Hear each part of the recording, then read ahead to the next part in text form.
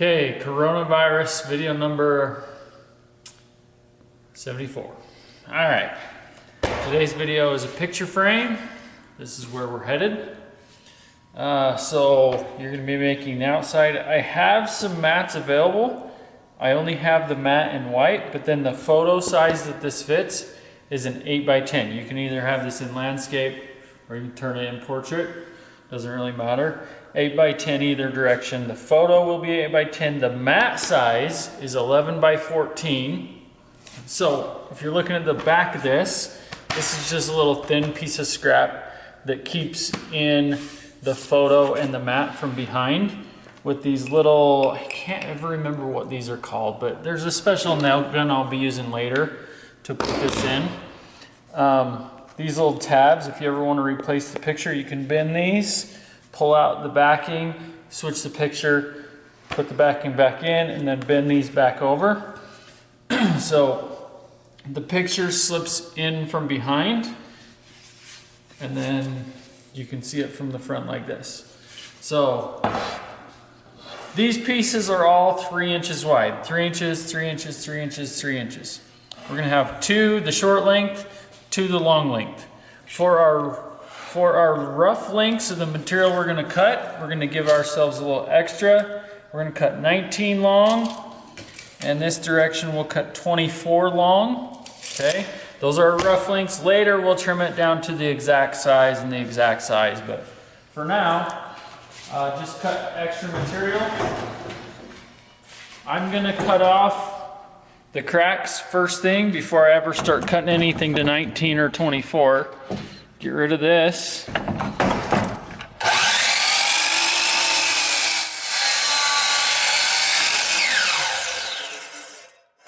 Before you throw this in the garbage, inspect the inside to make sure you get all the cracks. I'm good there.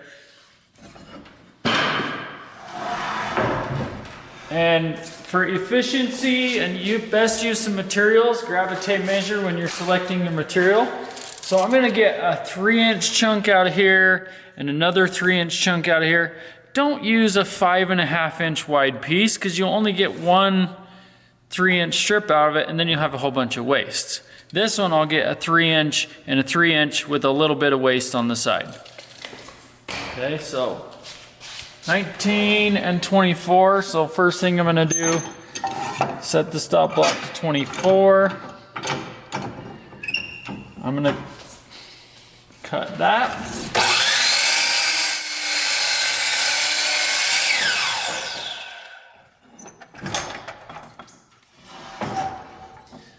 I will get a right and a left out of this. And then I'll cut this one to 19. Set the stop block, slide it over. This doesn't have to be exact. This is actually a little bit long on purpose, so it doesn't have to be right on 19. Later, we will have exact precision measurements.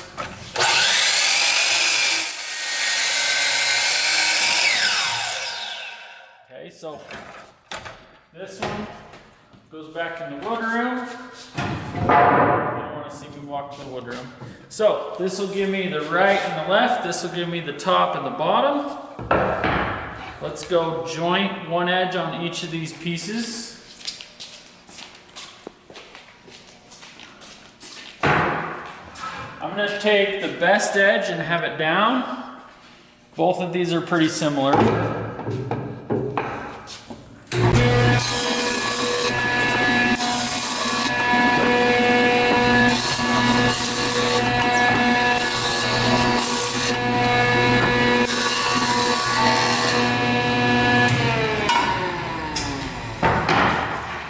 You'll notice I did it each edge at least twice. One of them had to take a third pass because it wasn't going through very smoothly.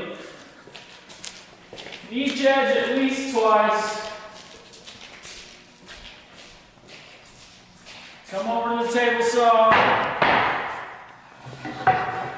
Set the blade 1 tooth above the material. And these strips are each going to be 3 inches wide. That's an exact measurement. I should be able to get 1, 2 out of here and 1, 2 out of here. Make sure your jointed edge is up against the fence. Jointed edge, fence.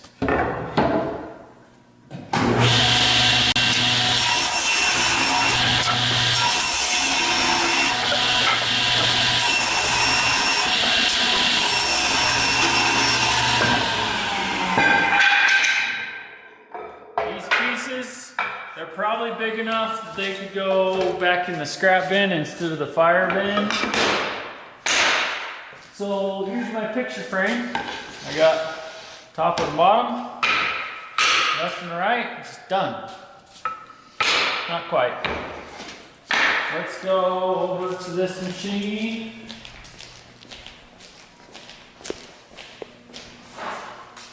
So this is what's going to give us the swoop detail on the picture frame. But we have one problem right now.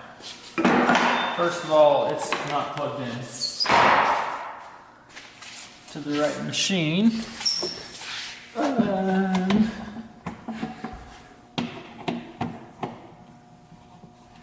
there. Okay, next thing is, this piece needs to be ran through this machine, but this plastic guard is in the way, which is fine. We just need to plane each of my pieces down till they fit underneath here.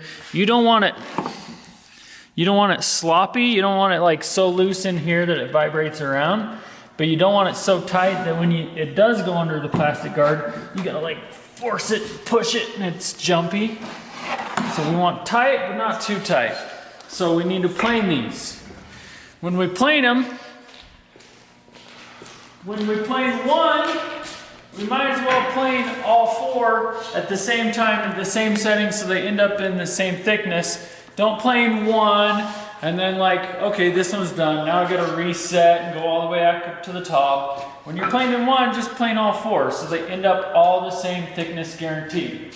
I gotta turn on the dust collector.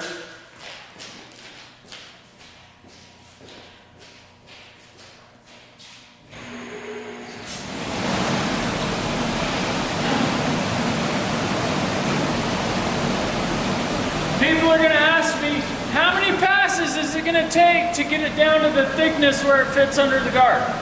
I don't know. After every pass, I will stop, I'll go over there, I'll test one piece. If it needs more, I'll do another pass. I'll test, if it needs more, I'll do another pass until it fits under. It could be 3 passes, it could be 4 passes, it could be 1 pass. I don't know. Okay, until it fits under the guard. 1 inch. 1 turn more. That's the standard setup for all the stuff you do through the planer. 1 inch, 1 turn more. First setting for the first pass.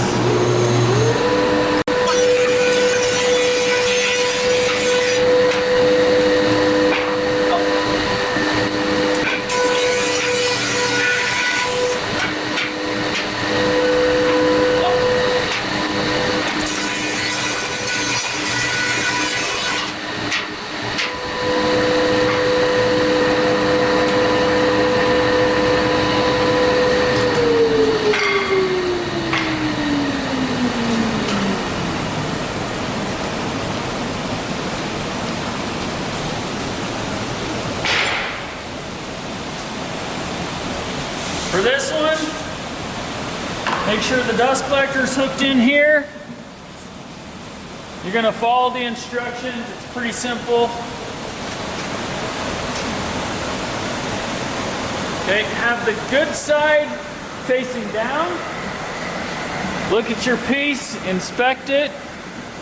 Say, I really want to have some knots in this and have that good side down. Or say, nah, I really don't like knots. Have this side down. Good side down. We're going to run it against the fence. We're going to feed it the direction of the arrow. We're going to keep it against the fence the entire time. There's a happy medium between too fast and it'll chip, too slow and it will burn. So do about the speed that I do.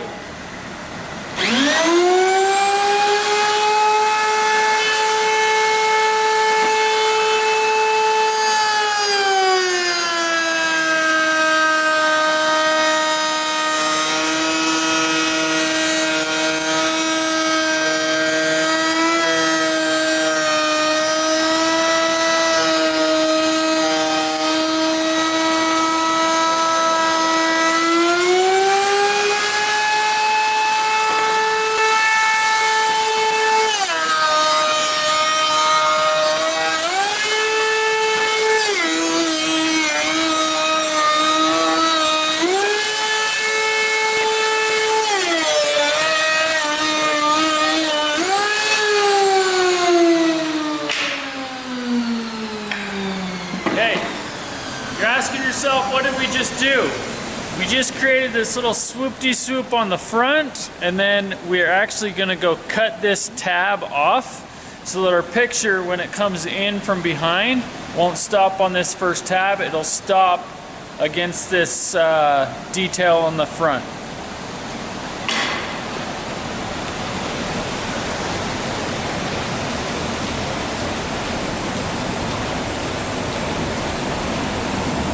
Here's the setup for the table saw. You want it to cut only through the tab on the back side. So go about to the middle of that. Okay, that's the height of the blade. If you go too high, you're going to cut through your detail. If you go too low, you're not going to cut through at all. Right in the middle. Then the fence width setting, I want to cut off just that tab. I don't want to cut off any more of the material. Right there. And as I run it through, it should, if I cut the rest of the way, it should take off the little tab on the back. Only.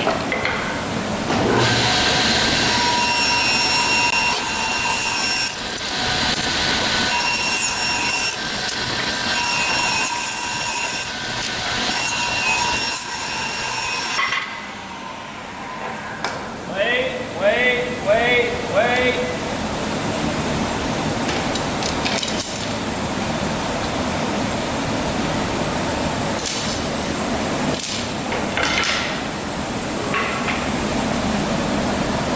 Now you can see how the picture frame is going to come in, or the picture is going to come from behind and sit on this little shelf that we created, because that tab's now missing. So we should be able to cut our angles and be good now.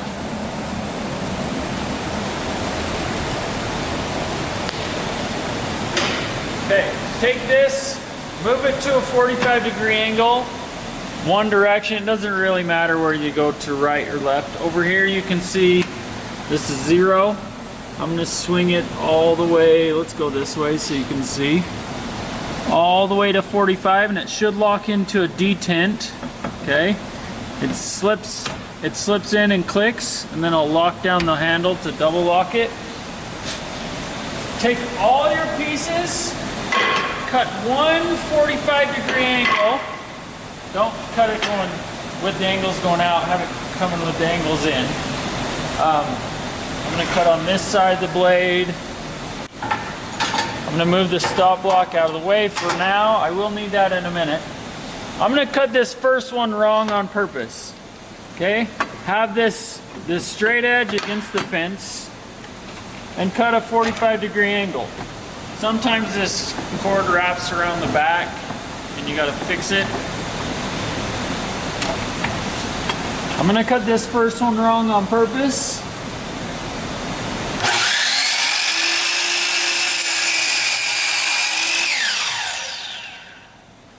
I just cut a 45-degree angle, but I didn't cut enough of it so there's a nice sharp point on the corner, so the corner butting into this won't match up with it, because there's this flat spot on my angle. So make sure when you're cutting this first 45-degree angle, you're cutting it to a nice sharp point, and make sure it is up against the fence completely all the way across. If it's pulled away slightly, you're not getting a true 45-degree angle, and your corners will not match up. You're gonna have to use a whole bunch of putty, and it's gonna be really ugly. So this part is very, very critical. Clean the sawdust out. Make sure you got a nice clean edge, and have it all the way up against the fence. Cut a nice straight 45 and take your time, because that's a lot of material it's got to go through.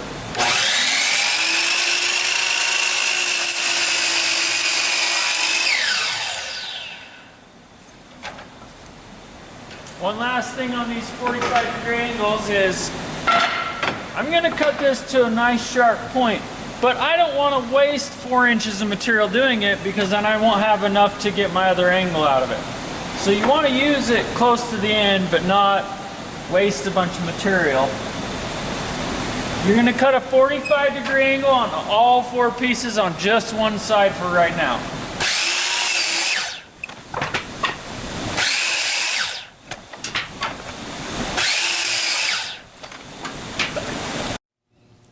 So I went through and I did a little bit of math to figure out the exact measurement. We need from this corner right here to the corner I'm going to cut here in a second to be 14 inches. And then on the smaller one I needed to be 11 inches. So the measurements you need to know and you need to remember are over here on the fence. For the longer pieces, you need to set it to 19¼ inches. You need to butt your 45-degree angle into this stop block right over here. Okay? Make sure it's up against the fence.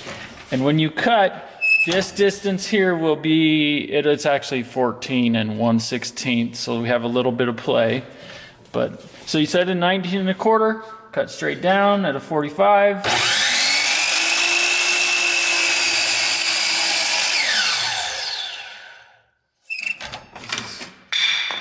That piece is firewood.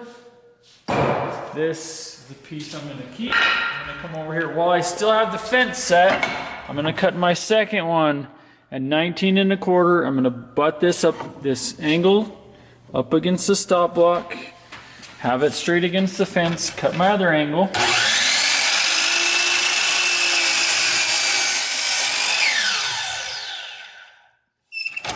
Firewood, keep.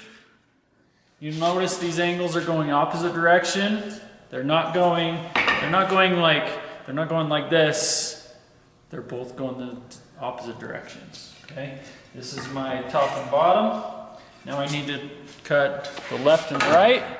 The measurement you need to know for this, 16¼ Lock down the fence. Same thing, butt the angle in. Make sure it's up against this fence tight. Cut the other side.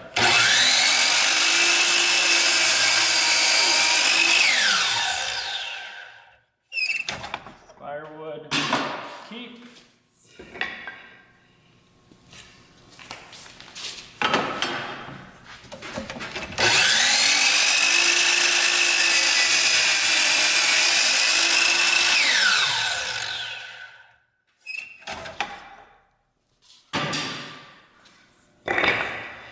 Okay, we're ready to do the biscuits. This is basically how it's going to fit together in a minute. You need to label these corners, okay? Label both sides of the joint. So this is joint 1, 1, joint 2, 2, 3, 3, 4, 4. That way when we cut the biscuits, we can't mix these two up and then the biscuit holes don't align with each other. This will keep everything straight when we assemble it. Joint 4 is going to go next to the other 4. It'll just keep everything straight. It'll go smoother. We need to make a mark. This distance from here to here, we need to find the middle and mark in between. Okay, and there's going to be this is where we're going to cut a biscuit hole in a second. If I line up this corner with the other joint that it's next to, I'm going to transfer that mark across, and I'll do that with all these corners.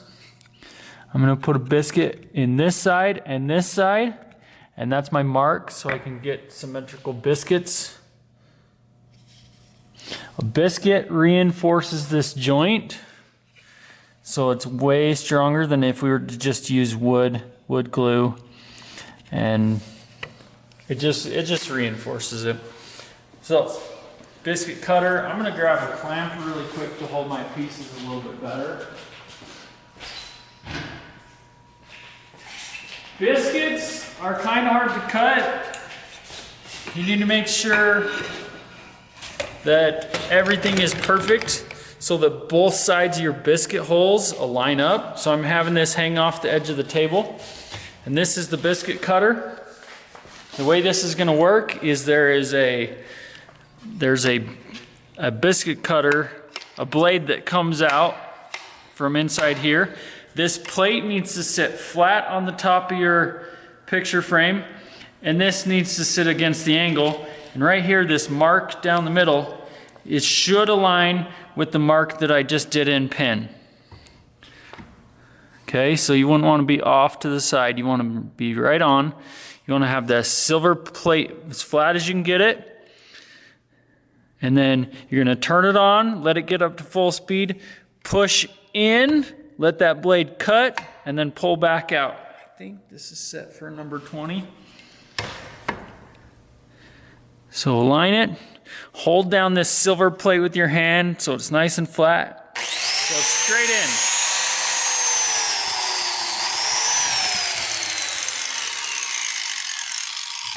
So it just cut that hole right there. I'm gonna grab a biscuit really quick. So biscuit should be glued into this half. And then there's gonna be another biscuit hole on the other side of joint number 4, and it's gonna align with this side. So you grab number 4, hanging off the edge. Align with my mark and the mark on the machine. Hold the silver plate nice and flat. Go straight in.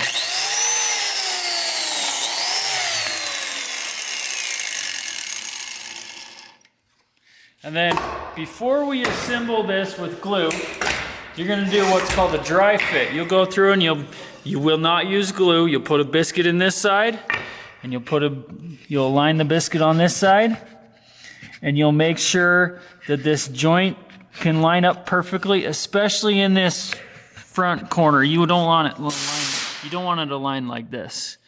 You want this to line up with each other perfectly. And the most important part while you're checking the biscuit alignment is when the biscuit is in the middle, this is a flat joint on top. If it's not, you've done something wrong. Most likely you didn't have this silver plate flat, and you need to take this apart, find out which one is not at the right height, and recut that side of the biscuit. So I'm gonna go through and I'm gonna cut biscuit holes in this joint, this joint, this joint, this joint, this joint, and this joint.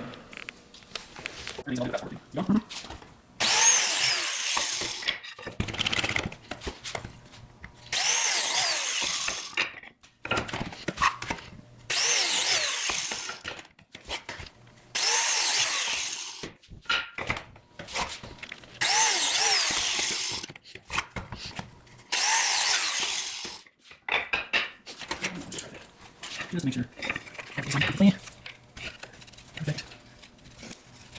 Perfect. That's just perfect. Okay. Ready to glue. All right, we're back. Everything's ready to glue together. Take this apart, make sure joint 4 is next to 4, 3 is next to 3, and so on. If you can't get these out, you just like get them out, pull them out with pliers or your teeth. Okay. Take a glue bottle, and I like to do the short sides. I will glue my biscuits in. While I'm spreading glue, I'll spread it on this side of the biscuit, and I will spread it on the other side of the biscuit hole, and then I'll slip this biscuit in. Make sure it's centered right down the middle. I'll also add a little bit of glue on this bottom face and this top face just to reinforce it, but I don't want to put a whole bunch of glue right here, because then it will probably bead up and there will be a glue bubble on the inside edge of your picture frame, and it'll be really, really hard to get that out with a chisel and keep it looking nice. Both sides of the biscuit hole. Put my biscuit in. Okay, I do the short one, and I'll do both sides of the short one. Both sides of the biscuit hole. So the biscuit in, make sure the biscuit's centered. Actually, glue, that's okay, I'll just wipe it real quick. Put a little on the top, put a little on the bottom. This around. Biscuit, biscuit. Split middle, a little extra, not towards the front. Okay, these are ready to go. Now all I need to do is put glue in these parts, and then it will receive the biscuit on the short parts. Once you start gluing, you've got about 10 minutes of working time, and then if you move or adjust anything within the next little bit after the first 10 minutes, it's like that. Make sure you glue both sides of the biscuit. I took up the part of the day. Somebody glued one side of the hole, and the biscuit didn't want to stay in, so it wasn't secure on both sides, so make sure you glue. Anyways, I can't remember what I was talking about, but. Okay, this next part, make sure when you're putting these together, you're getting these joints perfect in the corners. You can wiggle it, you can squish it just a little bit, but you want this corner to be aligned perfectly. Don't put it together like this and think, oh, I'll adjust it later. No, no, no, no, no. The glue is already starting to set. Pull it apart, shift it forward a little bit, get those corners lined up perfect.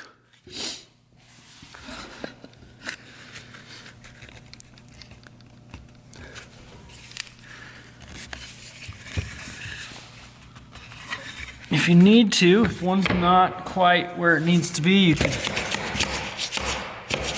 get a rubber mallet and shift it in, shift it out. Okay, that's good. When I tighten on this clamp here in a second, it's gonna compress all these joints. This is what I use to do picture frames. This is kind of finicky, so just bear with me. But this is like a ratchet strap to tie down cargo in a truck, except we use it to compress all the joints, all the corners. So right now, like this one's fitting a little bit loose. As soon as I tighten down on the ratchet strap, it's gonna suck all of these joints tight, hopefully. Oh yeah, I see glue coming out already. I'm just cinching down on the strap. At this point, before I get this fully tightened, I wanna make sure everything is completely level, because I can still adjust it a little bit at this point, but everything looks like it's going good. Right now, you can see on this ratchet strap, I got about a 1/2 inch of material, or 1/2 inch of plastic showing here, and on the back, I don't have any plastic showing, so I like to scoot this ratchet strap to the middle. So I've got about a 1/2 inch showing on this side, and I've got about a 1/2 inch showing on, or sorry, 1/4 inch and 1/4 inch. I'll scoot all these so the ratchet strap is not pulling from the face only, it's pulling from the sides equally. And I even, if I have OCD, I'll even stick a piece of 1/4 inch underneath to figure out, okay, this is exactly a 1/4 inch off the table.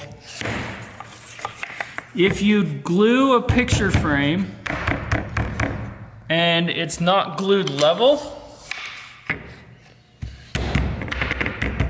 okay, if it's sitting and it's sitting a little bit tweaked, it will glue in that position and it will stay in that position. Then when you put glass in it, the reflection will be all twisted. So you want it sitting flat and not twisted at all. So I'm making sure this is a 1/4 inch off the table all the way around here. And I'm gonna let this set once I get this all the way tightened. Okay. That's good and tight. Once you get this set, it needs to be in this position for at least a 1/2 hour, but I like to leave this in the ratchet strap at least overnight. I'm gonna continue with the demo, but pretend this is dry. Pretend I ran this through the drum sander and I got all these joints all smooth and perfect and everything, okay? I would cut a piece of really thin material. This is actually whiteboard. And I got my mat, and I've got my picture, and I tape my picture in from behind, and then I put this in here. It should fit perfectly. I cut these actually cut this, I lied to you, 14, this one's 14 and a 16th. This is 11 and a 16th, so that we have a little bit of wiggle room. And then I put my picture in, I tape it from behind, and then I'll put in my backing, and then I'll use this really cool staple gun. And it actually doesn't shoot straight down like you'd think. It shoots a little, I still can't remember the name of those things, glass point or something like that. But if you were to put glass in this, you would want to put glass in now, because as soon as I put in these points, it's set for the thickness of all the material that I have in here. So glass would bring it up about 1/8 of an inch. So I'd want to put everything in I'm going to put in, and then do this stapling part. So press it down, press it in against the wall, and it leaves this little tab that when you want to replace the picture, you can bend this up, you can take the backer out. When you're done, you can bend that back down. So I'll do 2 of these on each side. I'm pressing down and against the frame.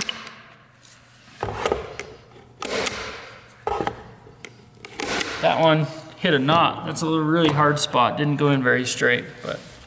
And then, ta-da!